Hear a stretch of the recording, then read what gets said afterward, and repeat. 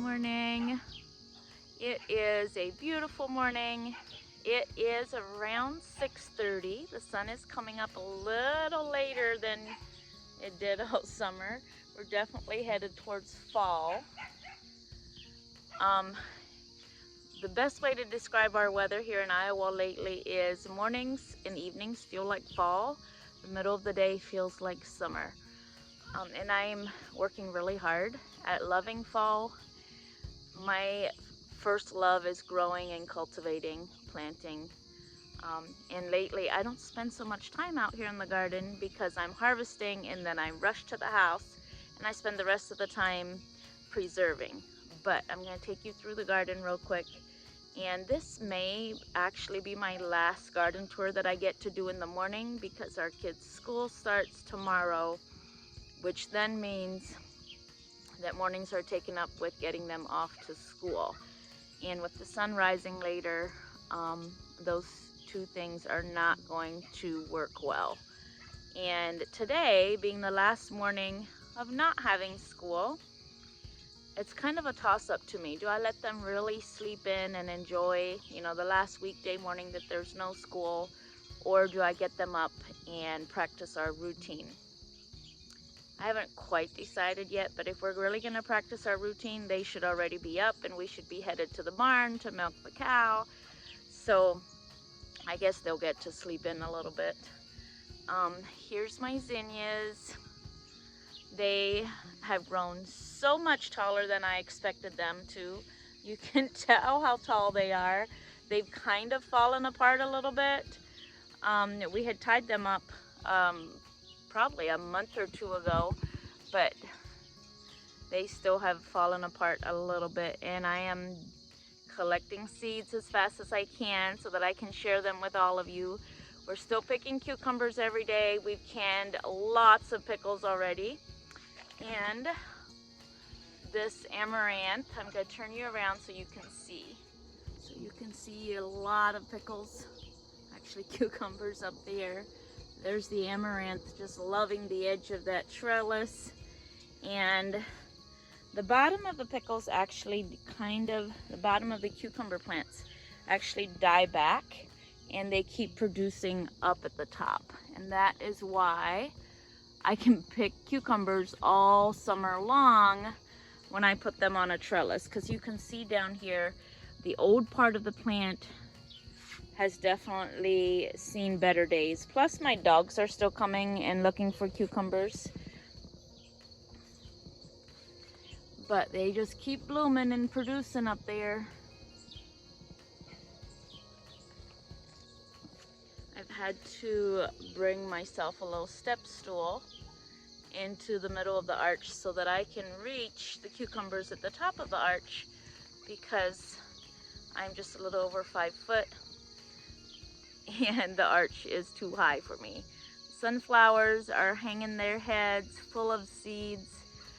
The seeds are still green, so the birds have not been at them a lot, but they will be, and the sunflowers will come up everywhere next spring with the seeds that we don't save for the birds.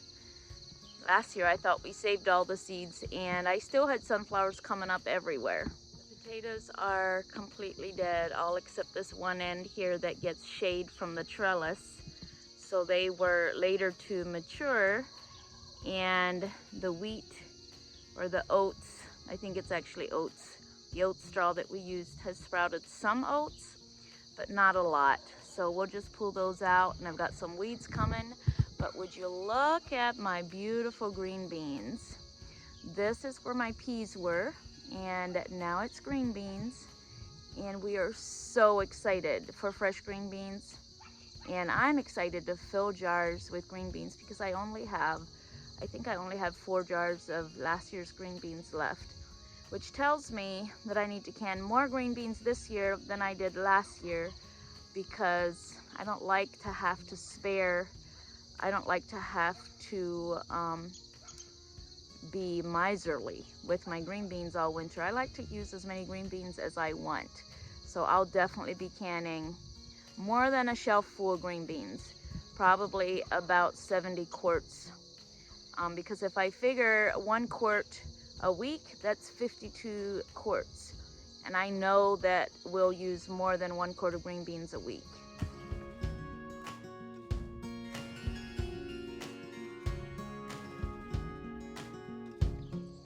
We have been picking raspberries every day.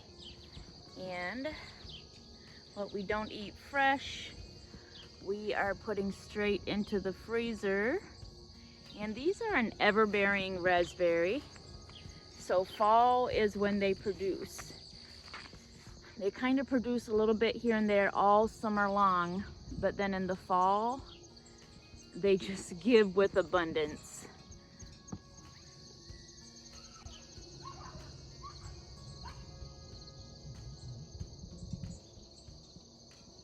So where can you find ever-bearing raspberries? I got these from a neighbor who had them on their property when they moved there, and they were so prolific there, they just took over, and she needed to get rid of some. So whenever somebody says, hey, I have something that's been here for 50 years and I'd like to share some, or it's taking over, I am always happy to take it, because what that means to me is that these raspberry bushes have probably lived here in our area for probably 50, 75, maybe even 100 years. And plants, like people, can build up resistance to winters, so resistance to cold. They can build up resistance to disease and pests that are in our area. And true to that, these raspberries have never failed me. No matter what comes, they have given me raspberries. And so when I started my grapes, and I'll walk down there and show you the grapes too, I don't want some grapes from a nursery where somebody has carefully selected of this variety of grapes to grow the juiciest and the sweetest and the biggest bunches of grapes, but then maybe sacrifice the hardiness of them and the disease resistance. And I hope you're following what I'm saying. So what I'm saying is some perennial plants like grapes or strawberries or raspberries nowadays are selectively bred to grow bigger and juicier berries, because they are sold to us under the assumption that we are going to use all the modern sprays to prevent fungus and blight and pests, because it's available to us. So when we buy those plants that aren't as hardy, that are bred to be juicier and sweeter and bigger, and although I love them and I love that about them, what the breeder or the designer of that berry, what they don't understand is that I'm not your average consumer. I'm not going to use the sprays, the pesticides and fungicides on the plants like they assume I want to. So they're designed to use that you're going to use that stuff on them. So that is why I personally would rather get berries from an old homestead, dig out raspberries from an old homestead where they've been there for 50 years, because that plant has a natural immunity or build up a resistance to this area and the things that we face in this area as far as cold and pests and diseases. Whereas a raspberry plant that I'm going to buy at a nursery from somebody that doesn't understand how I'm going to grow it might not do as well for me.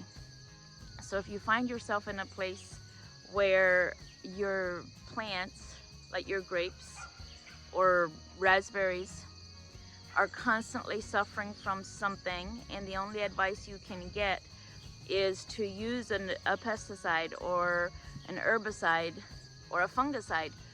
Um, you may have chosen a variety that was bred and designed for commercial farming, where they're going to use sprays and to get their crop.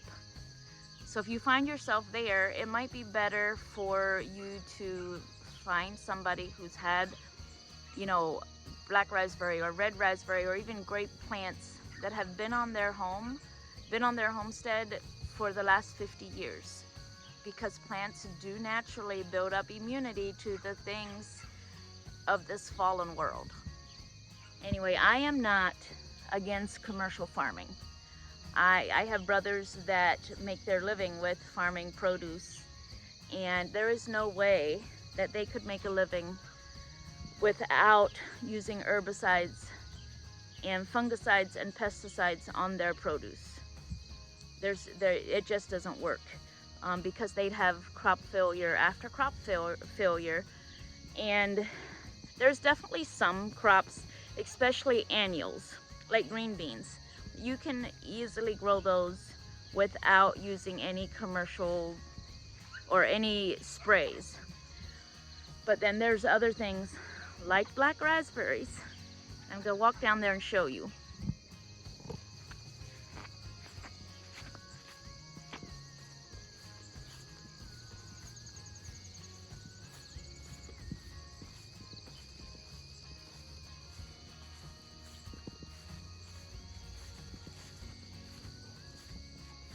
Okay, so here's my poor little grape bushes that I propagated 2 years ago, and I never got them on a proper arbor, but look at all those beautiful little grapes down there.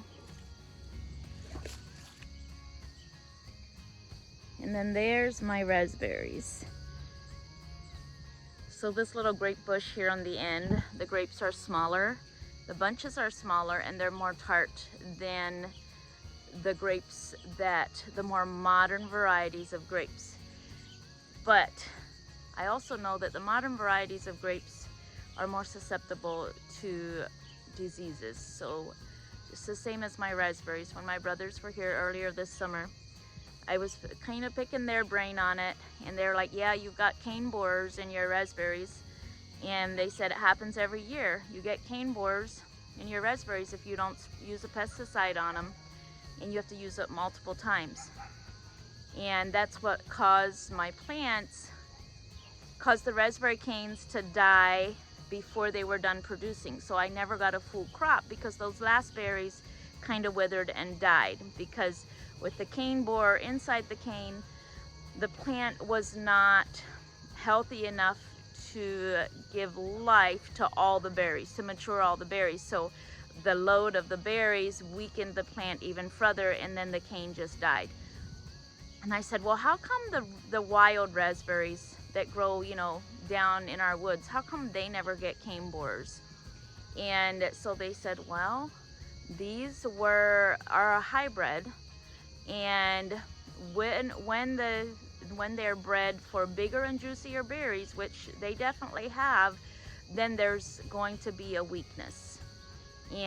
But they're sold assuming that the consumers are going to have access to pesticides.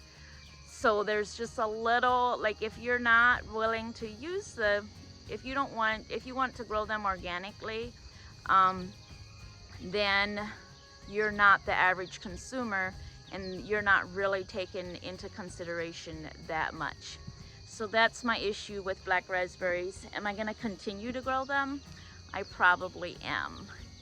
And I'm gonna show you. So the black raspberries are looking really, really nice. These I had trimmed back earlier, and all this new growth needs to become woody to be hardy in the winter time. So the longer it goes before frost, the bigger our chances are of a good harvest next year, because those canes all need to become woody. We are all done with sweet corn, and the kids are chopping down 2 rows at a time, feeding them to the cows.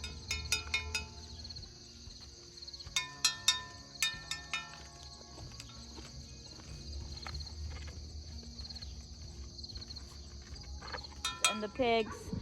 And then my plan is to put some manure on this part of the garden to build back the nitrogen. So we could put a cover crop in here, and I was discussing it with Elvin, and he said the problem with a cover crop is, like if we would put rye in here, the problem with a cover crop is that in the spring you need to turn it under completely, so that it stops growing. And that would mean bringing a tractor and a plow into the garden, and I don't want to bring a tractor into the garden. And I know that my tiller would just chop it up, and then it would keep growing, and then it would fight for space with whatever I'm going to plant here next year. It would fight for nutrients. And so then he was telling me the other thing people do is they'll spray it with an herbicide and kill it before they plant. And I don't want to do that either. So I guess we will be putting compost in this part of the garden to put the nitrogen back that the corn took out, because corn is a very heavy feeder. Here I've got my lettuce going into beautiful blossoms for seeds, and I will save some. My onions are still sitting there waiting on all the recipes that need them. We have used some of the onions, and we've made some pasta sauce and some salsa already. And here's my hot peppers.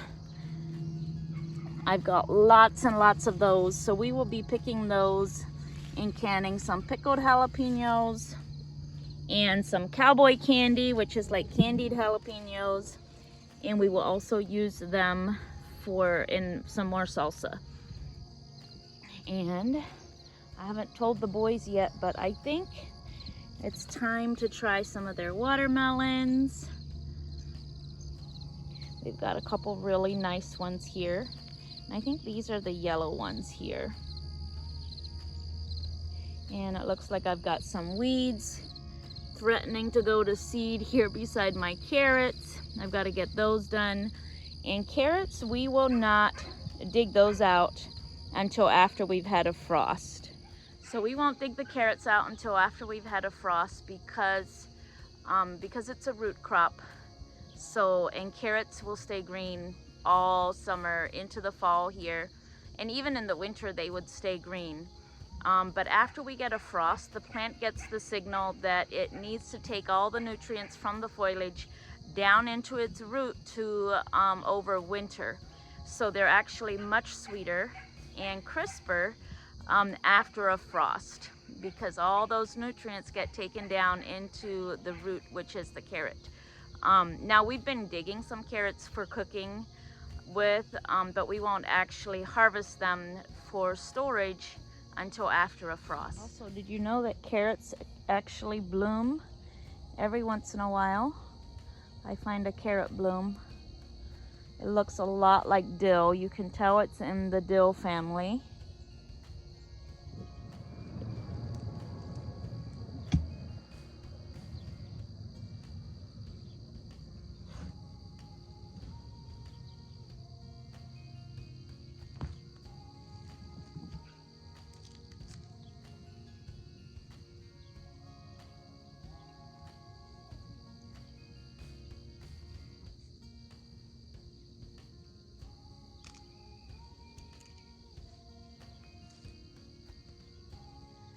There you can see that I didn't even get all of it. It was even longer than that, but there's what I can look forward to for carrot harvest this fall. And a lot less chopping. We might try to save some in sawdust. I've seen that done, but normally we just can them because I like to open a can and dump carrots in to my soups, which is what we use them mostly for. We don't eat them fresh during the winter, but I might try to save some in some sawdust and see if we would eat them fresh that way.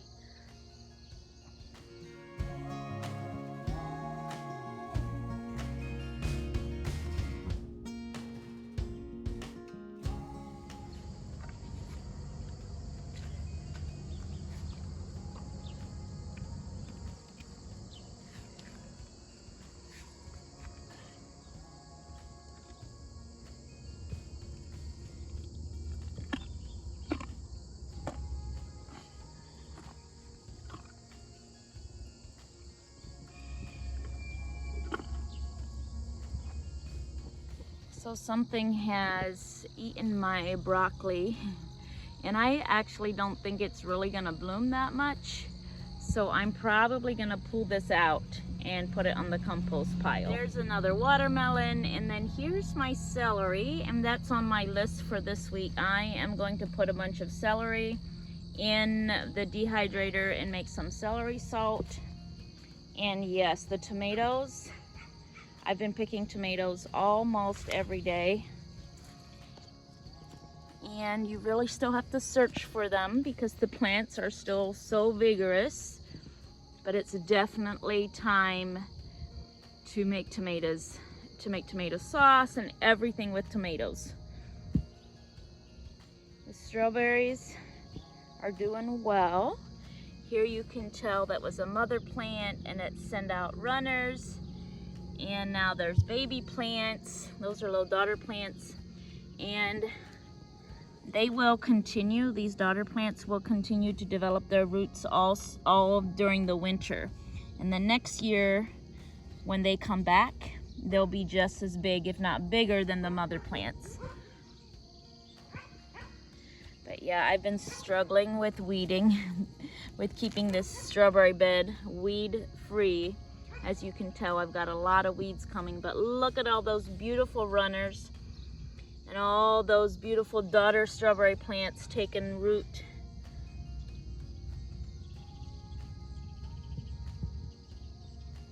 So while I'm down here at this end of the garden, I'm going to show you how loaded our apple tree is. And I think this is a yellow delicious. I'm not positive, but it is loaded with apples. And the pear tree is loaded with pears. And the cows are thinking that I'm gonna throw them some of the pears that are on the ground. And from the pears, we will can them and make pear butter. And we will can a lot of applesauce and apple pie filling with the apples. The other smaller, younger trees all have 1 or 2 apples on, but these are our 2 oldest trees and they are loaded. So we need to eat up our applesauce from 2 years ago so that we can enjoy our fresh applesauce.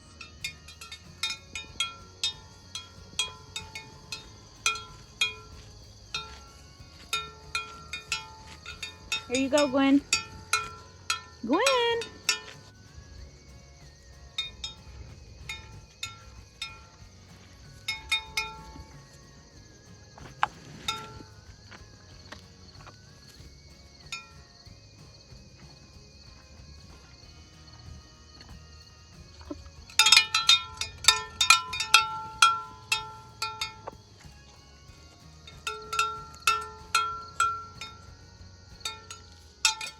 The hummingbird has been following me here in the garden all morning as I've been chatting with you guys, but I don't think I've been able to catch him on camera because he's too fast. But I need to go to the house and get my school kids out of bed because they need to get up a little earlier today so that tomorrow's not quite so rough. And we will see what this next stage of our fall, how we can continue to do garden tours as we actually are. My Saturday videos will mostly be about what we're preserving and recipes for that. This Saturday will be my pasta sauce recipe, and it might be all about tomatoes for the next couple of weeks because the tomatoes are really coming on, and I'll have a lot of tomato products to can. So today I'm going to harvest some celery and put that in the dehydrator. We're gonna pick some red raspberries, and then whatever we don't eat fresh, I just dump into the freezer on trays. And once they're frozen solid, I put them in freezer Ziploc bags. And then always tomatoes. We're gonna do something with tomatoes today or tomorrow yet. But thank you so much for following and for being here and listening to my random garden thoughts and opinions. I appreciate every one of you.